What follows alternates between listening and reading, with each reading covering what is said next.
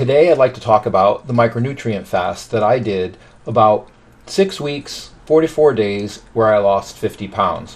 What I'd like to do is show you exactly what I did take during that fast and what I consider to be a micronutrient fast and what I mean when I use the term micronutrient fast. First, we're going to talk about the needs to have, what I believe I needed to have during my fast to keep me healthy. Next, we're going to talk about the things that I thought were good to have, things that I added to my fast along the way that made me feel better, made me feel like I was getting the nutrition that I needed while I was fasting. And finally, we're going to talk about what I took, exactly what I took, what I avoided during my fast, and a daily schedule of what I did during the fast. So let's get started. Basically, the needs to have involve a multivitamin, first of all. Now, for me, I took Centrum for men, Centrum Silver, because I am silver, and I found this had a pretty good number of micronutrients. It didn't have everything that I needed, and that's why I supplemented a little bit, but I firmly believe if you water fast, you really should consider micronutrient fasting. You really need to have the micronutrients that your body needs. Now think about it like this. Think about your body as a car, right? The food that you eat is the gasoline that you put into the gas tank. Micronutrients, they're really the oil that keep the engine running. You need minerals and you need salts and you need vitamins because they're cofactors for really important enzyme processes that go on in your body. So for that purpose, I took a multivitamin, minimum, every day without fail. Now next, I'd like to talk about salt. When I was doing my micronutrient fast, I found that I was getting very thirsty. Around week 2, I couldn't control my thirst.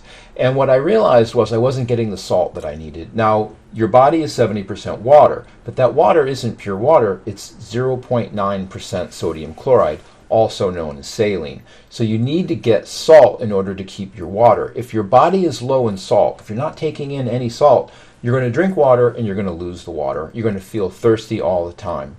Now, the recommended daily allowance of sodium chloride is 4 grams per day, and that's a lot. So how do you get that much salt when you're not taking in any food?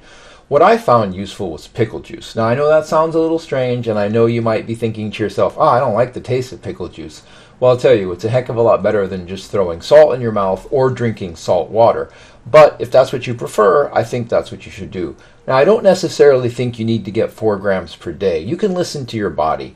I stopped feeling really thirsty when I was getting enough salt, and I kept drinking the pickle juice every day, 3 ounces per day. If you're really not interested in pickle juice, I've been told that there are other sources of salt. For example, certain sparkling mineral waters do have sodium chloride in it. I think there's a French brand called Dept that has the most. So that might be something that you might also consider. So to summarize, a multivitamin and salt. Those are the minimum things that I would get if I were doing a long-term fast.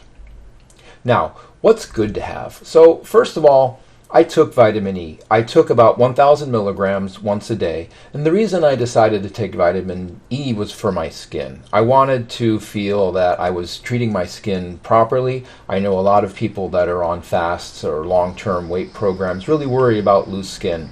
I haven't had a problem with it myself, but I didn't want to have a problem, so I thought vitamin E might be good for my skin. Again, do you need it? I don't think so, but I liked it. I thought it was good to have.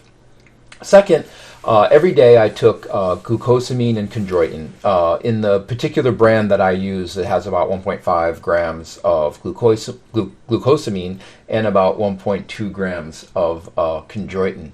Now, I didn't take this as part of my fast. What I found as I got older, my joints would get a little creaky, and a friend of mine said, oh, you have to take glucosamine, you'll feel a lot better. So glucosamine and chondroitin is a micronutrient that I take normally, whether I'm fasting or not, and so that's why I added it in here. So you don't necessarily need to do this one for a micronutrient fast, but it's what I took, so I wanted to add it on the list. Now, another good to have that I like is flaxseed oil. Now, I also take flaxseed oil, or I eat flaxseed crackers because it's a good source of omega-3s, the good fats that your body needs. But I also felt that I wanted to have some oils for my skin. Again, vitamin E with some oil. In the vitamin E that I took, there was some olive oil in there. I thought some flaxseed oil wouldn't be such a bad thing. I took 2 pills about twice a day. Now, one of the other things that I took during my fast is conjugated linoleic acid, also known as CLA. There were some studies, these were studies done in mice, or rats perhaps, so you can take them with a grain of salt, but it was shown that conjugated linoleic acid increased lean body mass and reduced fat levels. So I thought, well, why not try it? It was a kind of an experiment. I can't really say that it worked or didn't work, but like I said, this is what I took.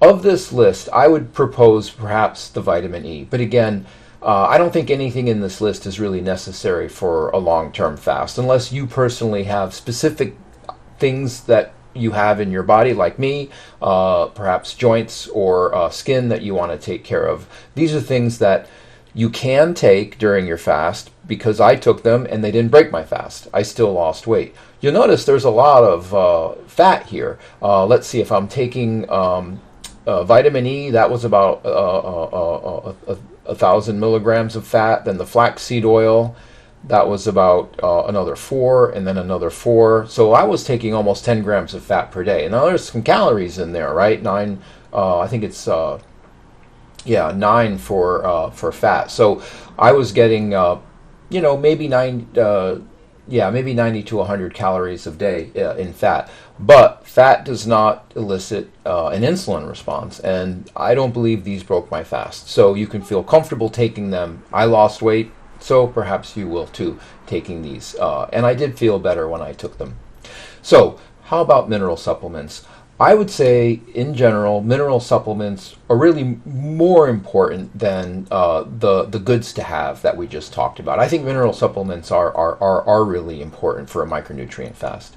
Again, if all you do is a multivitamin and sodium chloride, you're going to do really well for yourself. But I think it's proper to consider some mineral supplements, and I did.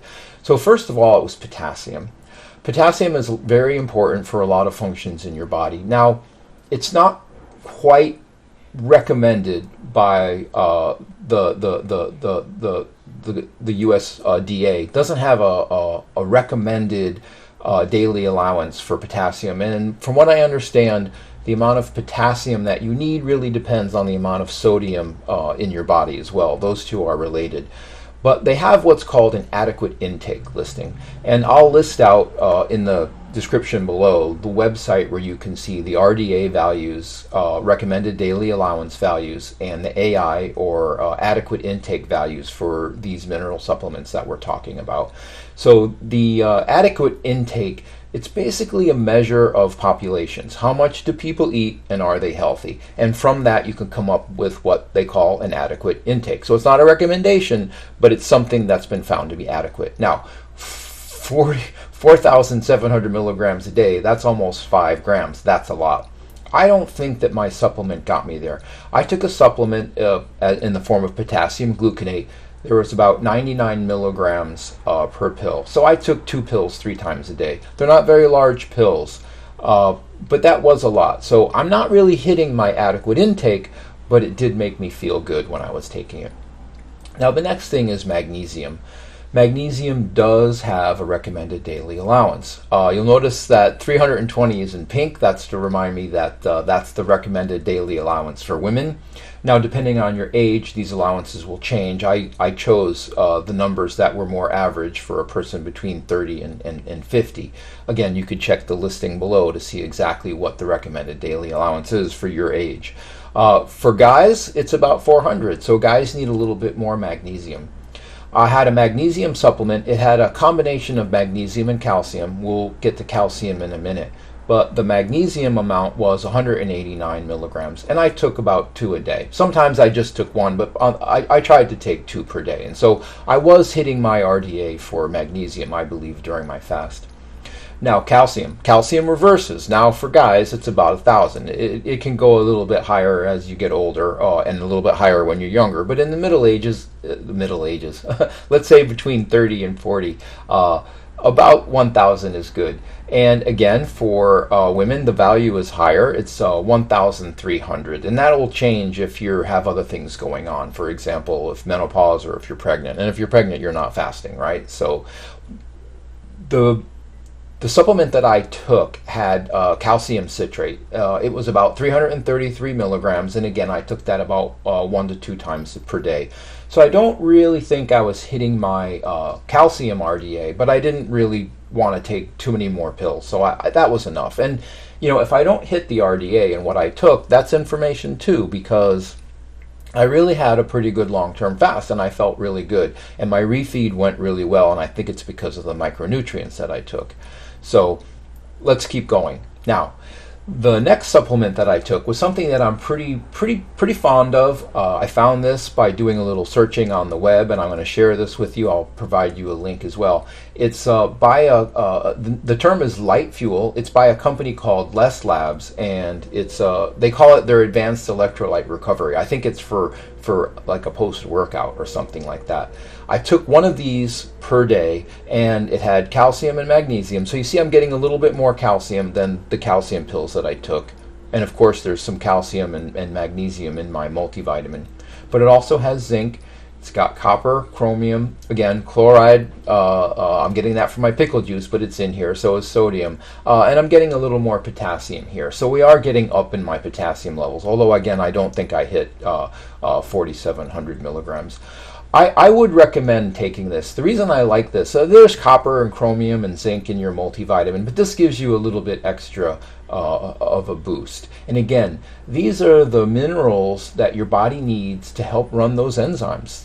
It's the oil that keeps your engine running. That's why I believe they're important. And that's what makes the difference between a water fast where you're not taking in anything and a micronutrient fast where you're giving yourself these nutrients that your body really needs. I think it's really important for a long-term fast. Okay, so let's talk about amino acids. Now, amino acids are probably a good to have, not a need to have. I would put minerals in the need to have category because I felt I needed them. Now, amino acids, I think about week 3 or 4 to my fast, I started to get worried about losing lean body mass.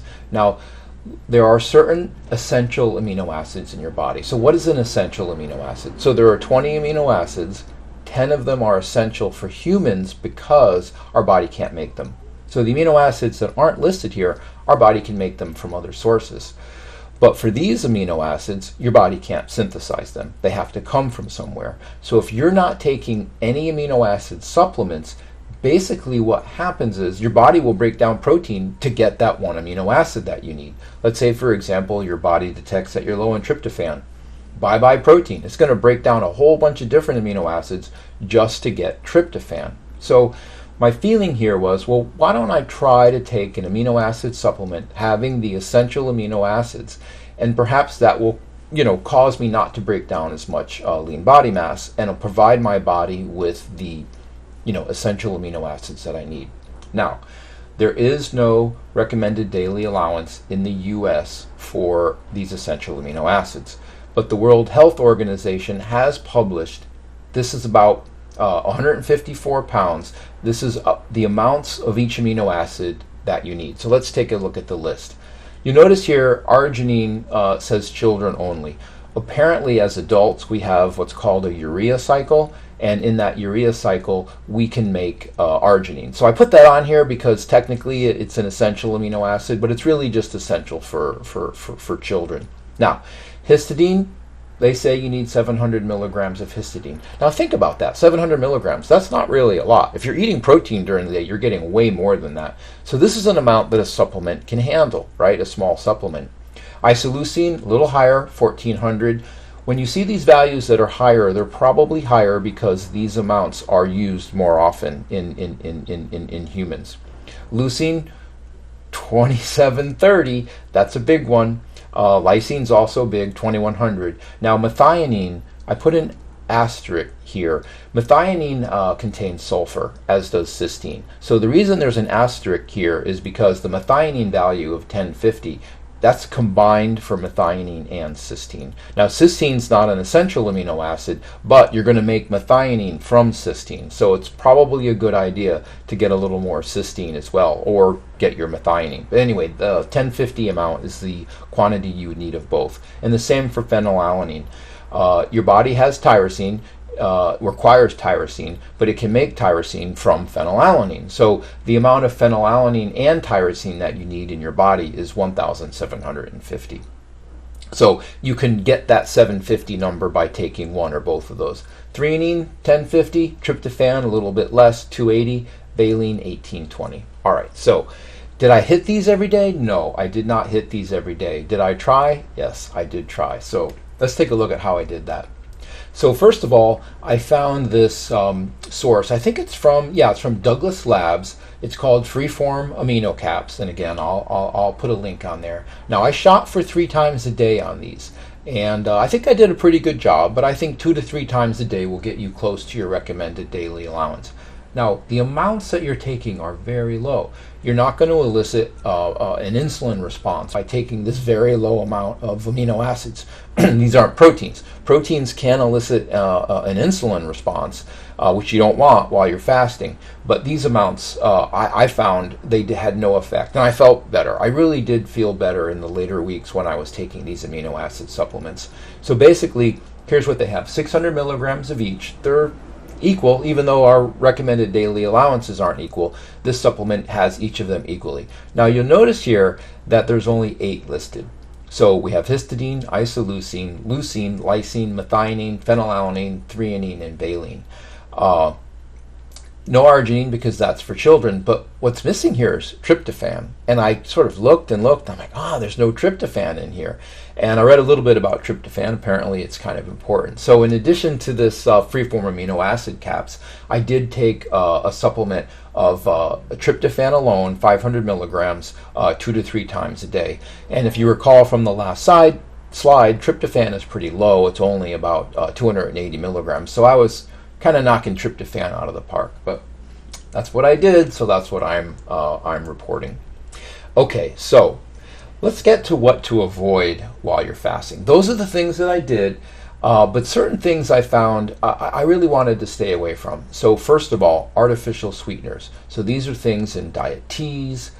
There are things that you might put in your coffee, and there are things that would appear in diet sodas. First of all, artificial sweeteners do elicit an insulin response. So basically, if you're taking diet soda, if you're drinking diet soda all day during your fast, you're charging insulin. You're, in a sense, breaking your fast. Now, don't get me wrong. I'm not a purist. I'm not here to say if you don't do this, you're not fasting. That's not my thing.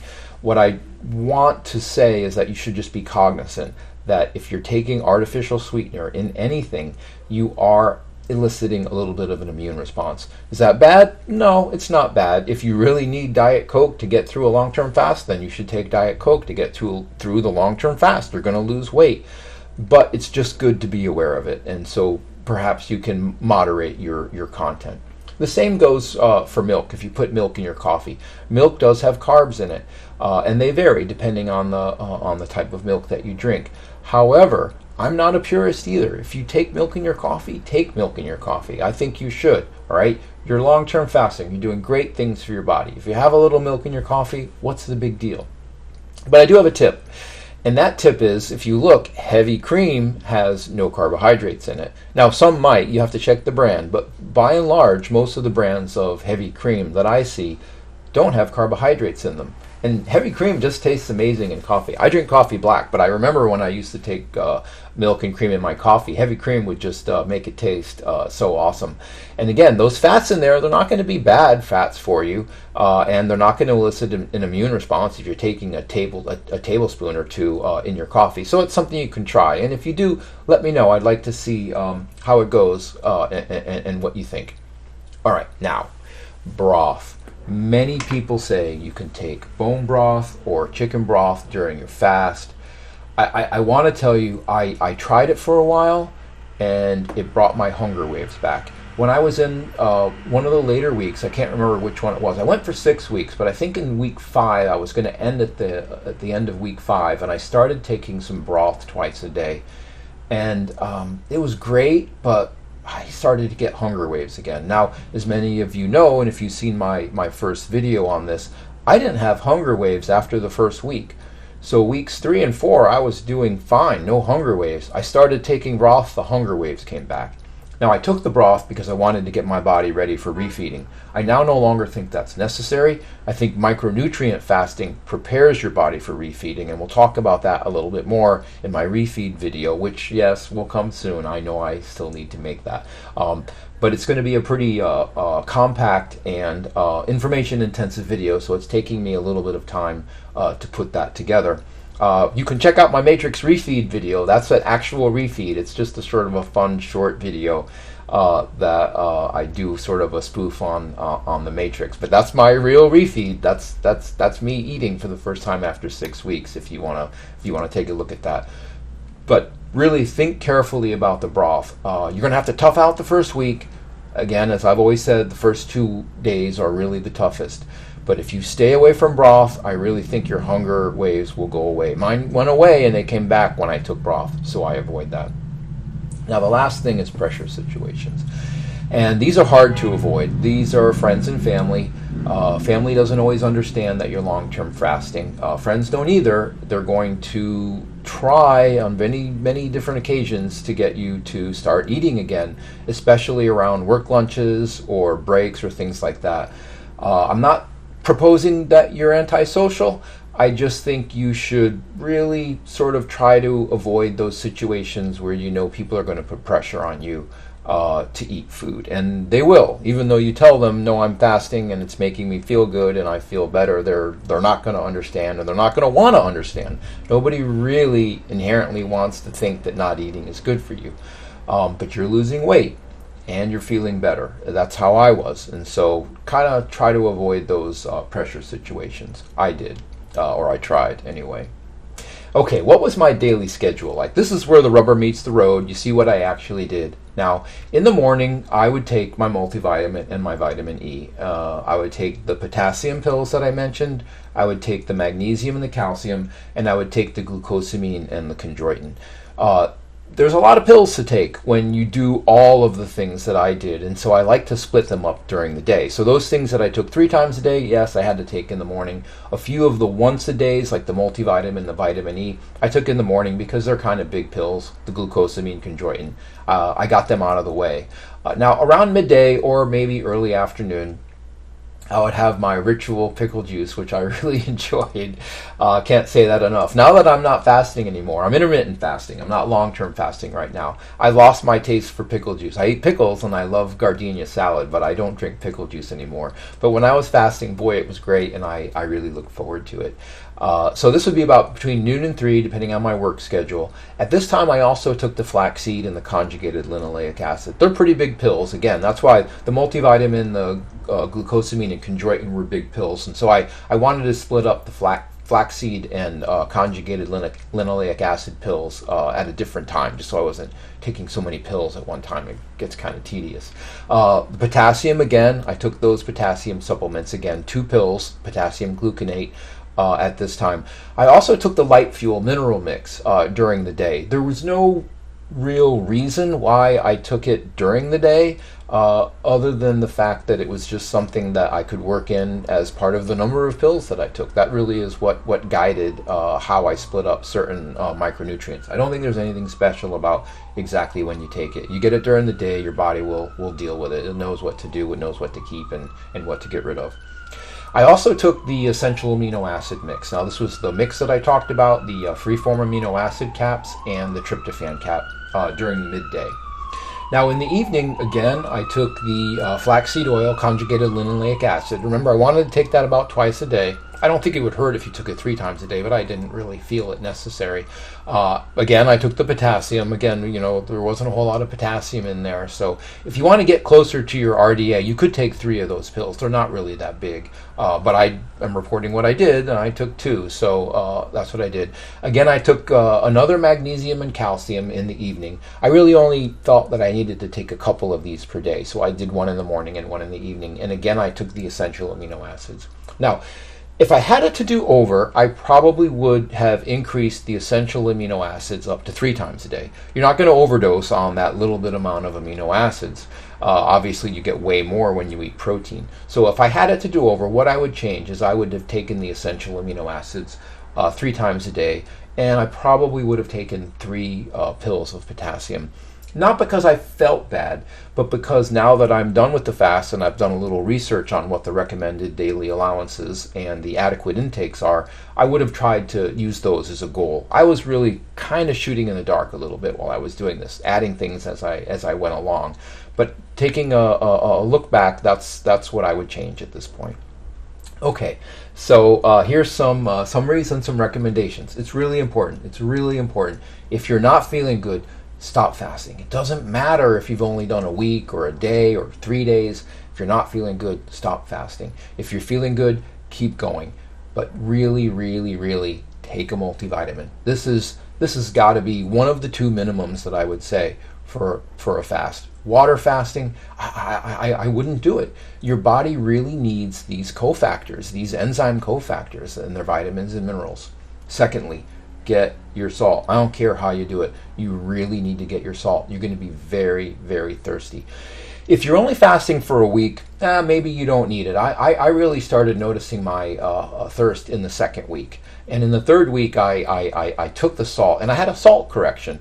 Now, you're going to notice that too. So if you have been water fasting for 2 weeks and you start taking salt, you're not going to lose any weight, because your body is keeping that water. You need salt in your body to keep the water in your body.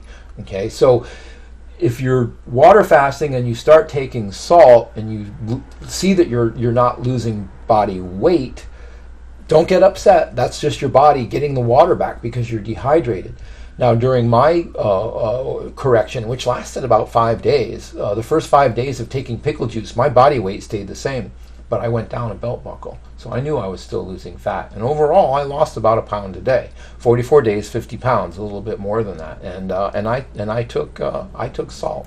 So really, I can't say enough. These are the minimum 2 that you should take. Now, potassium, magnesium, and calcium, you could supplement them from your multivitamin. I did. I would suggest to somebody that you do the same.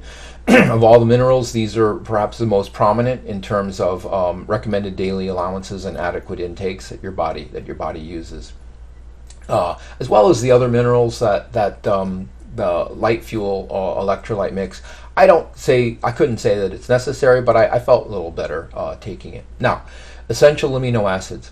I don't think these are really necessary. I think if you're going to prioritize, I think the minerals are probably the 3rd most important thing after the multivitamin and the salt. But I did feel better. Maybe it was just psychological, but I felt a little better taking those essential amino acids. I felt like I was giving my body what it needed so it wouldn't be tearing down a huge protein complex just to get at 1 or 2 amino acids. And really, the World Health recommendation for the amounts that you need are not that large that you're going to break your fast. All right. We are the Fasting Journal. The goal here of this channel, of course, is to share my experiences so that you don't make the same mistakes. The goal here is also to teach you not to water fast, and I'd like to hear from you. I've heard from some of you some very helpful comments and some great encouragement. I encourage you back. Again, I'm not here to convince you to fast. I'm here to convince you that if you are water fasting, you need to micronutrient fast. And I'm happy this video finally got made, because this is the video where essentially I define what I believe is a micronutrient fast, what I felt was important, and what I felt was good. All right, until next time, take care.